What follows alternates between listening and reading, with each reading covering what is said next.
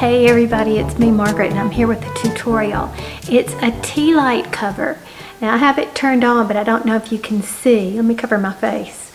Can you see? Isn't he cute? It's a simple crochet project. You can finish it in just a matter of minutes. And all you need is a Tealight from, say, the Dollar Tree or someplace like that, and some tiny little buttons, like 7mm, the type that go on, say, a collar of a button-down collar, little bitty ones like that. And as always, if you prefer a written pattern, look in the description box below for a link to that. Have fun! So let's put our imaginations to work. What could we do with it? Maybe an ornament for the tree, or how about a nightlight? Be sure to share your ideas in the comment section. So this is basically what we're creating. It's kind of like a cylindrical little cover for it.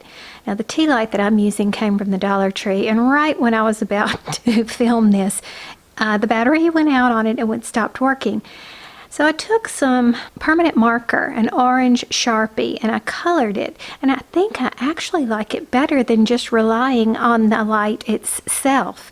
It looks more like a little carrot nose. So the way it works is you just slide it into the cover and you put the carrot nose right in the center of the opening. And then this tail here acts as a drawstring. Now you'll probably want to use this drawstring again to take it on and off, replace the battery or whatever.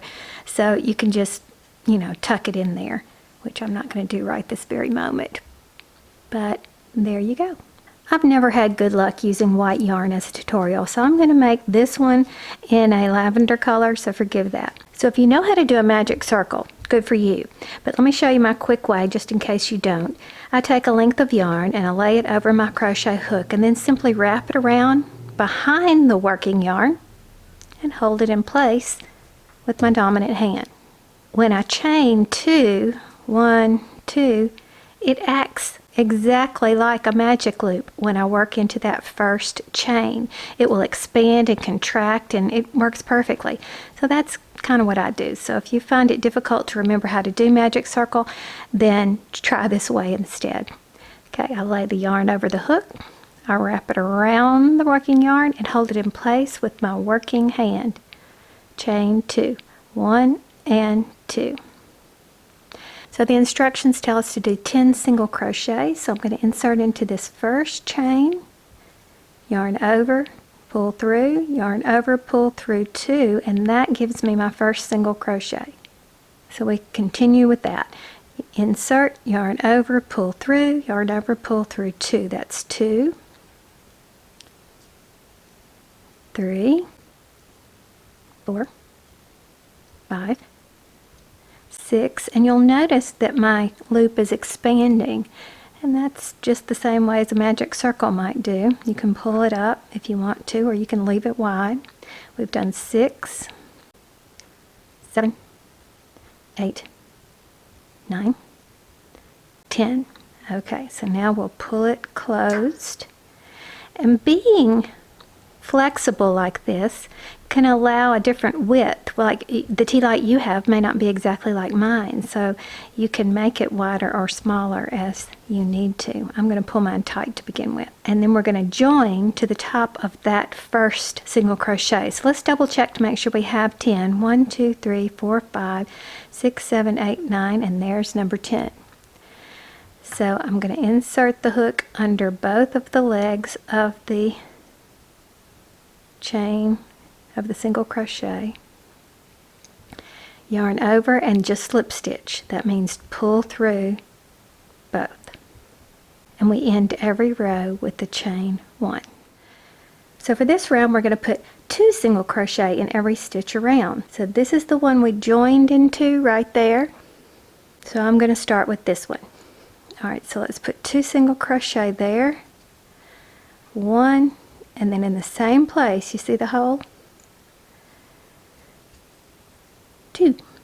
Now when I was first getting started, I would have a hard time finding where the first stitch was when I got back around. So I'm going to mark it. That just saves yourself from worrying. So let's put 2 in the next one. Insert your hook, yarn over, pull through, yarn over, pull through 2, and then do it again in the same exact place. And you can see where the legs of the stitch are, right there. and you go all the way around, putting 2 into each stitch, and when you finish you should have 20. So you can pause the video and go complete that task, and I'll meet you back around when I get there. So I'm about to do the last 2. That would be 19 and then 20. And again, we're going to join to the top of the first single crochet, and we've marked it so it's really easy to see. Take it out, insert your hook, yarn over and pull through both, and then chain 1. Okay, now you may notice that the hole in the middle tends to grow somewhat, and that's fine. It doesn't matter because you've got complete control over it by pulling on it like that. So don't worry about it till it gets to be time to finish it off. Alright, so now we're on row 3, and we're going to single crochet in the back loop of each single crochet and slip stitch again to the top. So let's see what that looks like. Instead of picking up both legs of the stitch like that, we're going to pick up only that back loop, the back leg right there. So insert your hook right in the middle, yarn over, pull up, yarn over, pull through 2, and you've done your first single crochet in the back loop only. So now do that into each stitch along. We're not doing any increases, so you should only have 1 single crochet in each one of the stitches that go around. The back loop only is giving us this little line, this little ridge, and it makes the stitches more flexible to bend around the Tealight. And I'll meet you back around. So I've got 1 more stitch to go on this round, and I realized that I forgot to tell you to place a marker in that first stitch, but I'm kind of glad I did, because now we can figure out what happens in case you forget. Alright, if you start counting from the back, from where you just ended, 1, 2, 3, 4, 5, 6, 7, 8, 9, 10, 11, 12, 13, 14, 15, 16, 17, 18. I know I've done 19. See it right there? So I have to have 20, so I have 1 more stitch to go. And then I'm going to join with a slip stitch, just the same way we always have, into the top of that first one.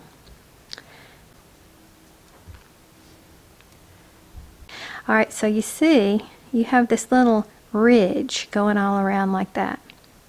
That will help it to naturally want to bend. Alright, rounds 4 through 6, we just put a single crochet, a regular single crochet into every stitch around. So it'll be 20 on each row.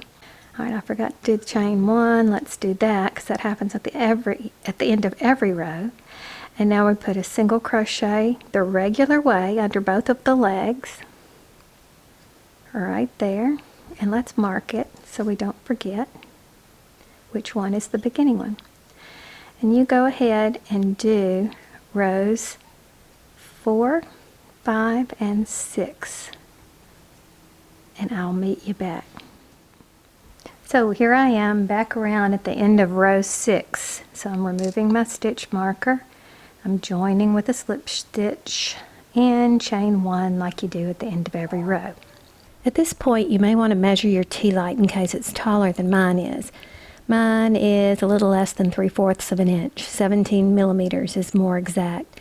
If yours is taller, you may want to add another row before proceeding. Now, just as we did up here, we're going to crochet in the back loop only. Single crochet, back loop only.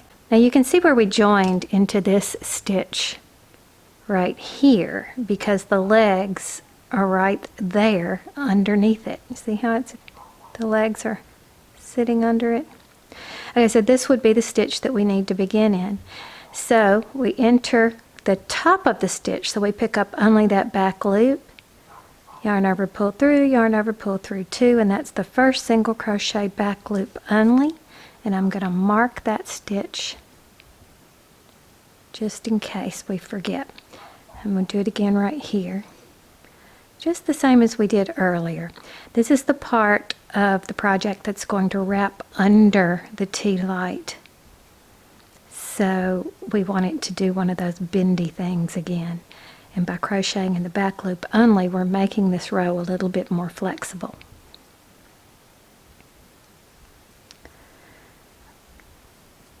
So again, you want to go all the way around back loop only, completing 20 stitches, and join at the top of that first single crochet. And here's that last stitch, number 20, and we're going to join to the top of this one. So let's take out the stitch marker, insert under both legs, and slip stitch right there. Then to finish, we're going to cut our yarn. We're going to leave a tail on there that we can work with. So I'm going to do about 6 inches worth. And then I'm going to release the yarn. I'm just going to pull it through like that. So I'll need my tapestry needle at this point.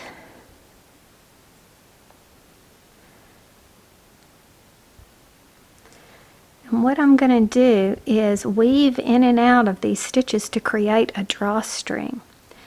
So I'll do the back loop only right there, and then I'll come in right there. See how I'm just going in the middle? And you don't want to split your yarn while you do this. And the reason why is because you want the yarn to flow smoothly through your little drawstring casing that you're creating. So be sure that you get right in the center of the stitch and you haven't accidentally split the yarn as you do it. If it's easier, go one stitch at a time. And you'll go all the way around, being very careful not to split those stitches.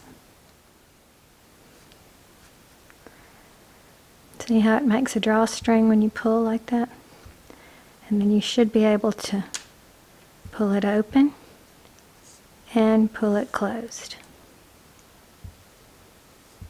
Just wiggle it a little bit like that to get it open. Okay, this is the outside, the inside, so we have to turn it inside out.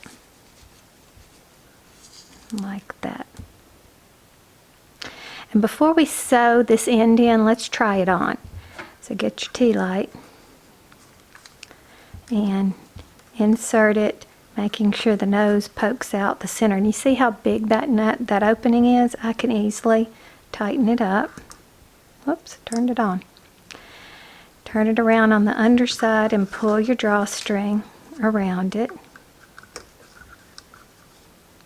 making sure that it's all centered like that. And it seems to fit pretty well.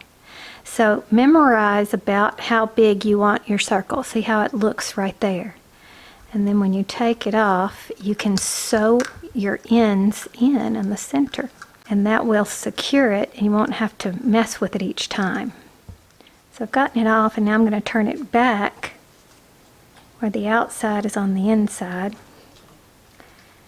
I'm going to pull up the tail from the center, from where I started, and I'm going to thread this tapestry needle and sew my ends in. So I look to see the yarn is coming from this direction, traveling this way. Can you see? So I'm going to continue that direction as I sew my end in.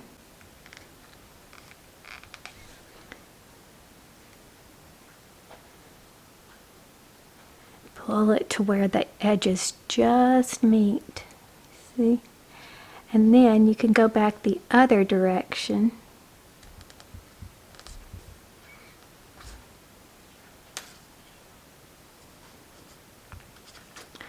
And that will secure it by going one way and then the other way.